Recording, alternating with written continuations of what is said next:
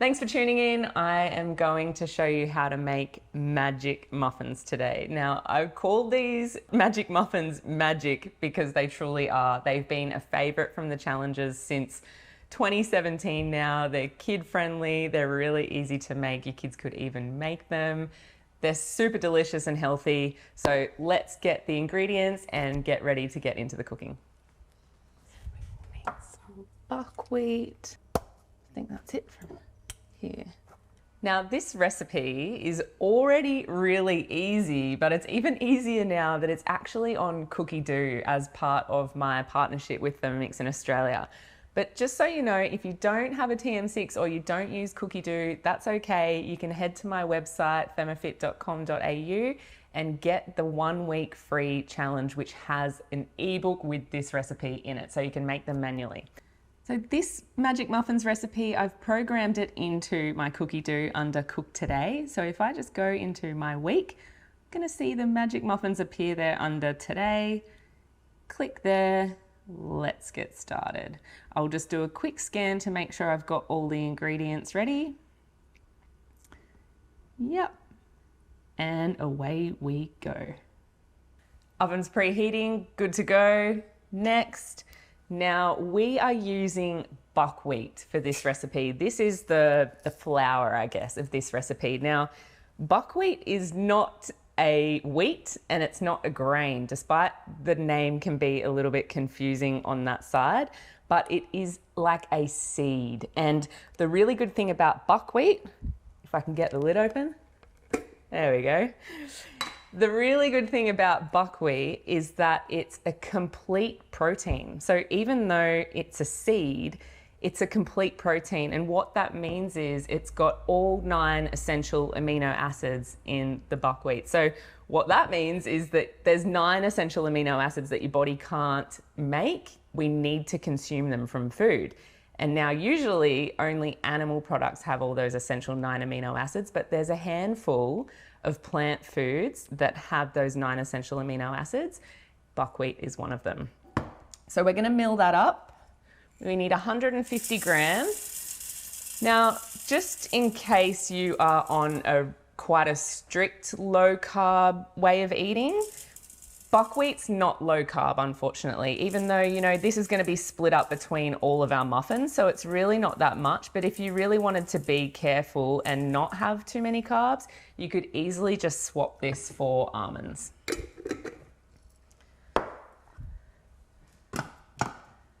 Milling. Okay, so in 15 seconds, we have turned the buckwheat into buckwheat flour. Come and check this out.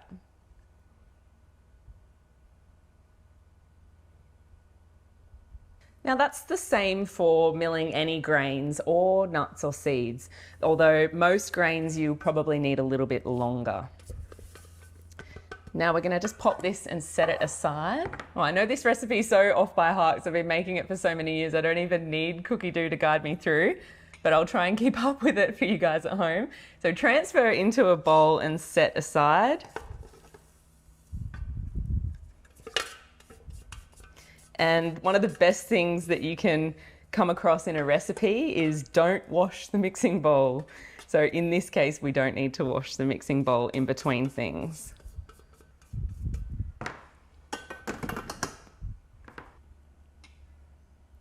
Now we've got the dates. Now the dates are our only form of sweetness in this recipe. So I'm using 10 pitted Medjool dates. They are all going in. Now if you can only access dried dates, which I don't recommend using dried dates because they're often dried in vegetable oil. Sometimes they have added sugar to them. And if you want to replace, like use dried dates where Medjool dates are suggested in the recipe, you'll need double the amount of dried dates to make up for the actual quantity, which therefore in turn you're getting double the amount of sugar, albeit natural, but it's there. So just something to think of and something to be mindful of. Okay, dates are going in. Next. Chopping them up, turning to speed 7. Okay, the dates are all chopped up. Now what is next? We are going to add some carrot. Yes, you heard that right. And zucchini. Now it's pretty much one small to medium carrot and zucchini. And this is another reason why we called it Magic Muffins, because it's got hidden vegetables in it that kids don't seem to detect. And if they do, they don't seem to care. So it's a really good, like, kid-friendly recipe. It's a good school-friendly, and because it's one as well, because it's nut-free.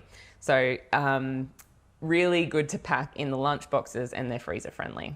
So we've got the carrot and zucchini in there.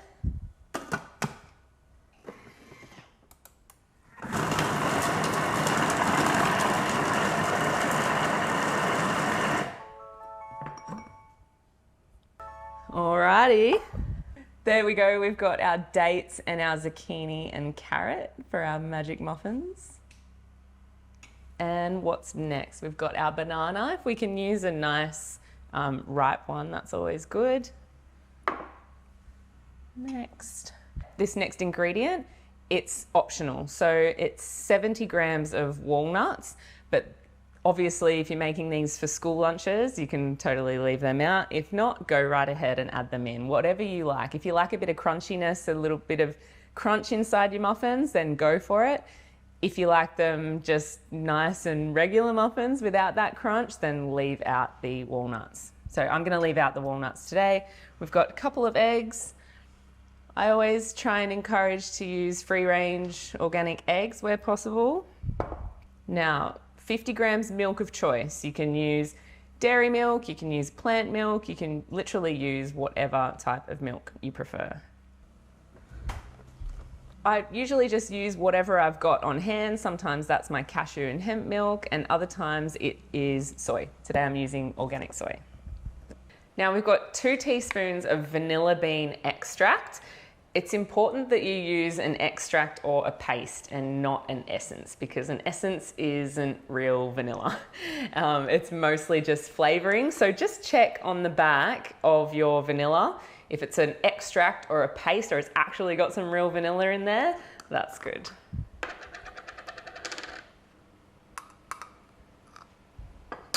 Next, 2 teaspoons of cinnamon. So again, try and use an organic cinnamon if you can.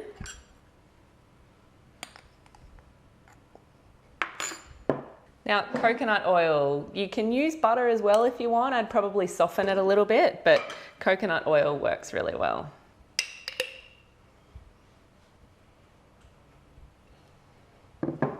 Now just here, when you've got something like this, it's important you don't bang the metal spoon against the bowl to get it off, because it can affect the scales. They will jump around. So get your spatula and just do that.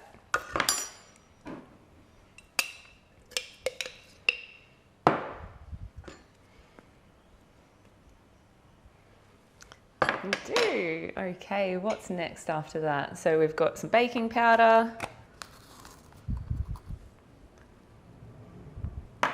Now we've got another optional step here. Do we want to add some dark chocolate chips? Do we want to add some white chocolate chips, some macadamias, some cranberries, some cacao nibs? This is totally optional. We can put 120 grams of anything you like, such as those things I just mentioned, or something else, or you can completely leave them out. I'm actually opting for some cranberries today. But you can change it up each time. You know, sometimes it's nice to have a little bit of naughty chocolate chips in there, especially as a treat for the kids, or you can just completely leave it out. So I'm gonna go with maybe about half the amount of cranberries. Yeah, there we go. I find it gives a nice little hint of sweetness, but also try and get the non-sweetened kind, but that can be hard to find. Adding back in the reserved buckwheat flour. Now I did forget to mention that if you can only find pre-milled buckwheat flour in the store, which sometimes that's all there is available, then you simply just skip that very first step of milling the buckwheat and you'll add in the 150 grams of buckwheat flour here.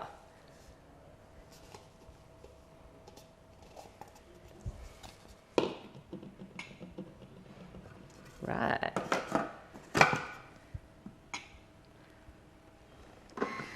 and mix it all together.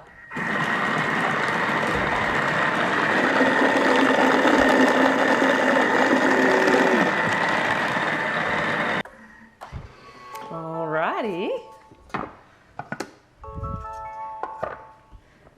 Now we've got our full mix of our magic muffins ready to go. Now I'm going to be using, instead of a 12-hole muffin tray, I really like my snack bar silicone molds. So they make them into some really nice little snack bar shapes. So they're good for something different, but you can use just regular muffin molds.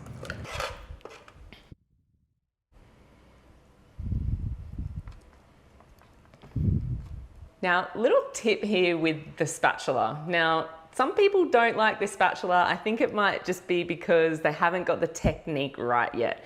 So you can see that the bowl has got some of my magic muffins mixture in there, and I don't want to leave anything behind. So what we're going to do is we're going to use the top part of the spatula, and we're going to first push down all of the sides so that we get everything that's in there at the bottom.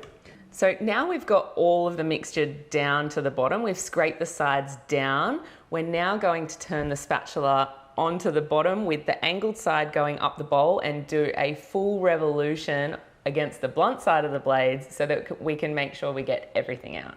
Right, so flat spatula on the bottom, angled on the bowl. We're going to turn against the blunt side of the blades, and you can see how we are scooping up all of the mixture and sending it to the bottom.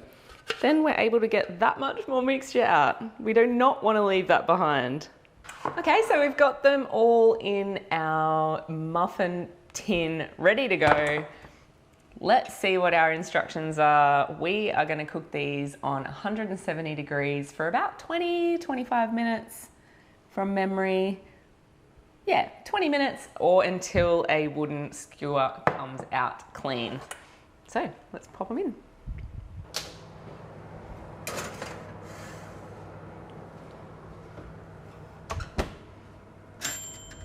All right, we've come back to our magic muffins. They are ready. Now, I love this silicone tray, this snack bar tray, because look at that. I can just simply push the bottom and there is nothing stuck there.